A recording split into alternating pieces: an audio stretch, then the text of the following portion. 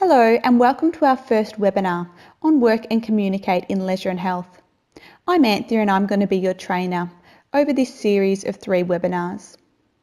In preparation for this webinar, please refer to your reading material and read the following pages of your additional reading material, pages 9 to 16 and then pages 30 to 47.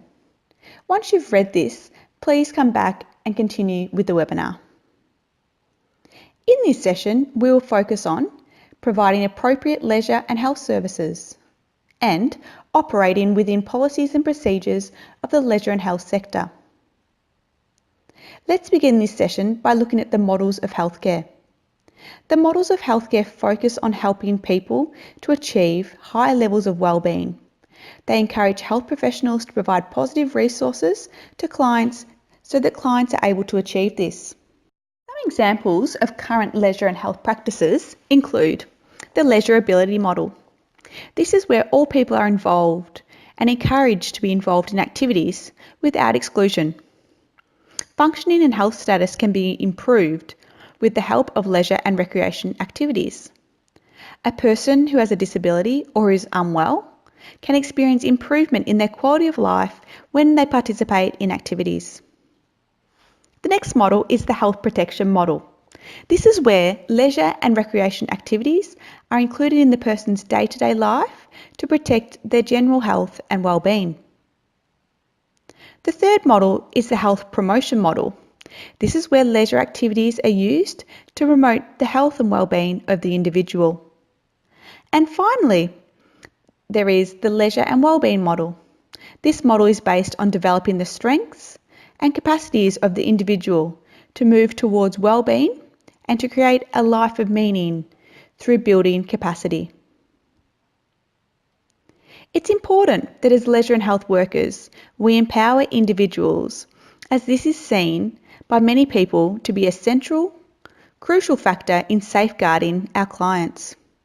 Having choices and being able to exercise one's rights to make informed decisions about the risks one takes is important for all adults, but particularly for people in need of services and assistance to manage their daily lives.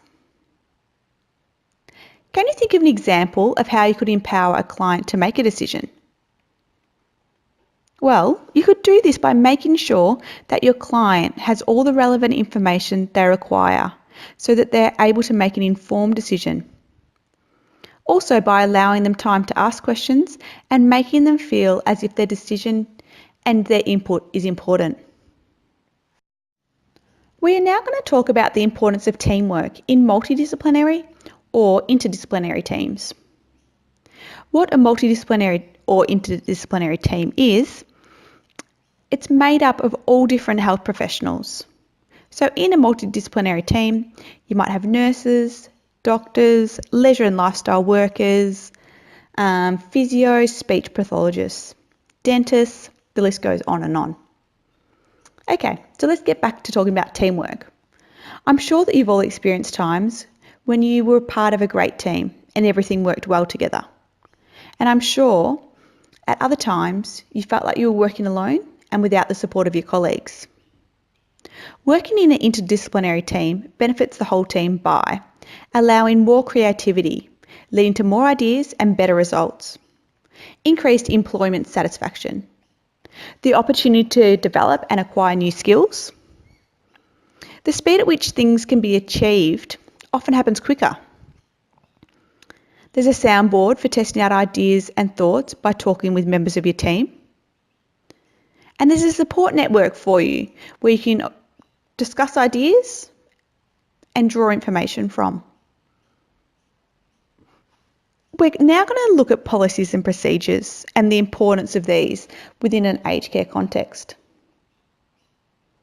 In general, when a policy is written, policies should be clear and concise. They shouldn't include lengthy processes or procedures that would be difficult to maintain or comply with. The structure of policy documents will vary from organisation to organisation, but some common elements of policies and procedures include a purpose statement. This is the context of the policy, so it's basically why is it required.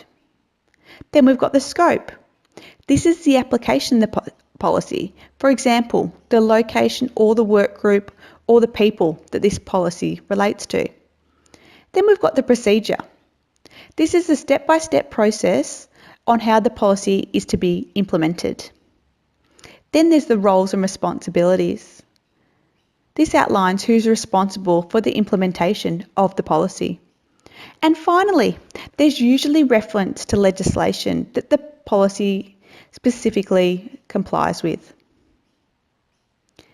Can you think of some examples of policies and procedures that will relate to the role of a leisure and health worker? Some examples could be workplace health and safety, infection control, managing behaviours of concern, bus trips and outings, client consumption of alcohol, and developing a care plan, just to say a few. There's hundreds more. We're now going to look at a sample policy and procedure that's written about a bus outing. Take your time to familiarise yourself with the layout and the content of this policy and procedure. You can see that it's clear that there's a specific policy and then there's a procedure underneath it. Why do you think it's important that we have policies and procedures in place? And why is it important that we follow the required legislation? Well, it's important that we have policies and procedures in place so all staff are aware of their responsibilities in any given situation.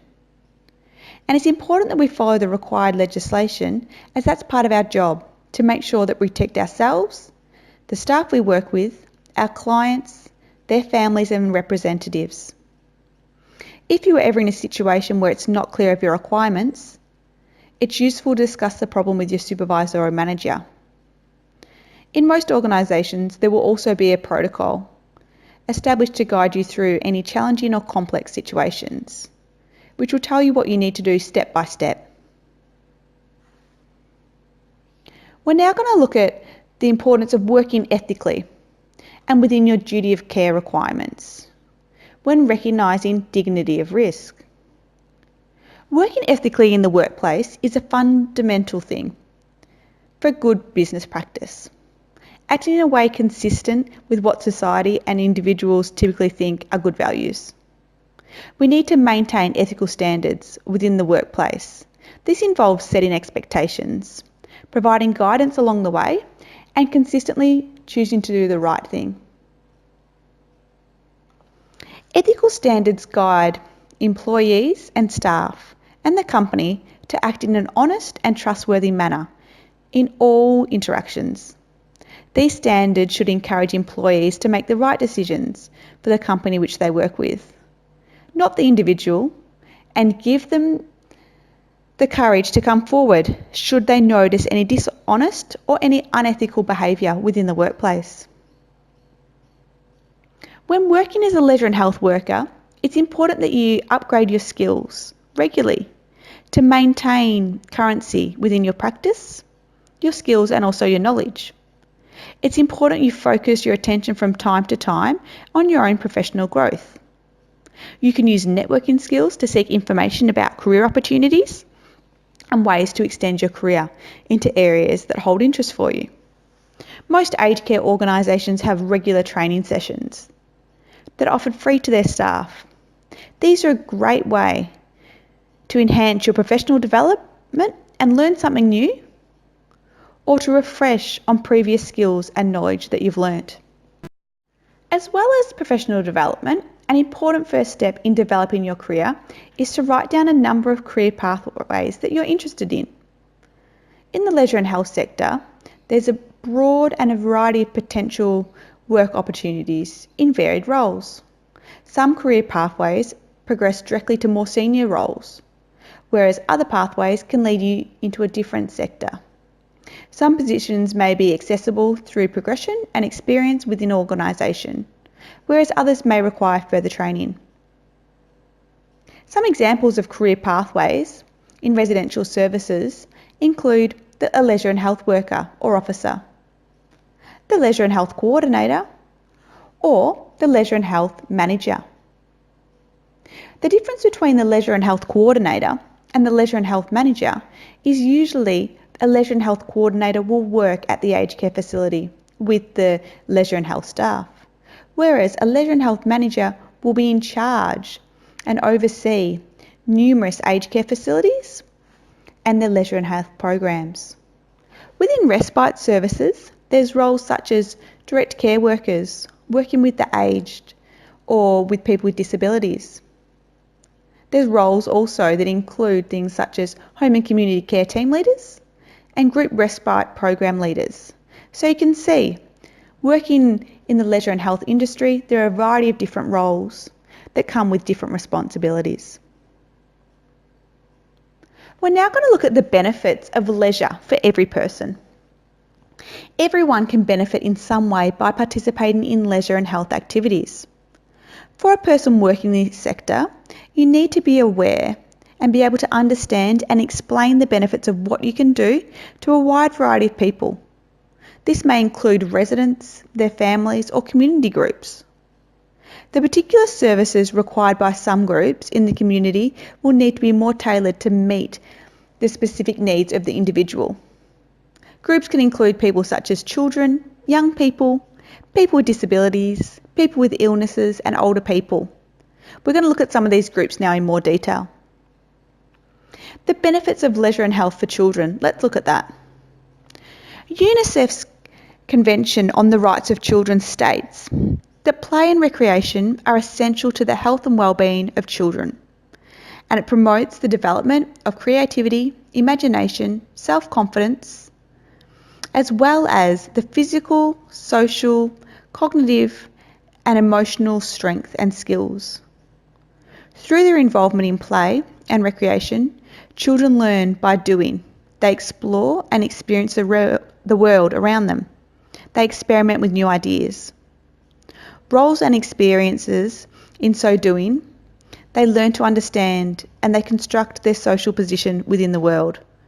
Therefore, leisure and play and recreation is very important for young children.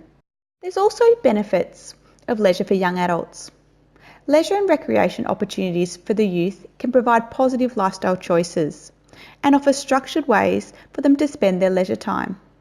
For disadvantaged young people, these activities provide experiences they would not normally have access to, and for some, it may be an alternative to self-destructive behaviour.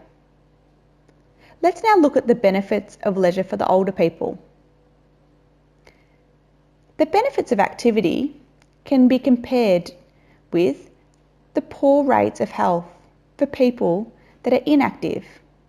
For example, for an older person that's inactive, it's likely that their health conditions are going to be exacerbated. Leisure can have an impact on the general quality of life and prevention and maintenance of conditions that often occur in older age. These conditions include things such as diabetes, cancer, cardiovascular disease, and musculoskeletal diseases such as osteoporosis. Finally, we're going to look at the benefits of leisure for people with illnesses. One of the main benefits is keeping healthy and enhancing an individual's well-being.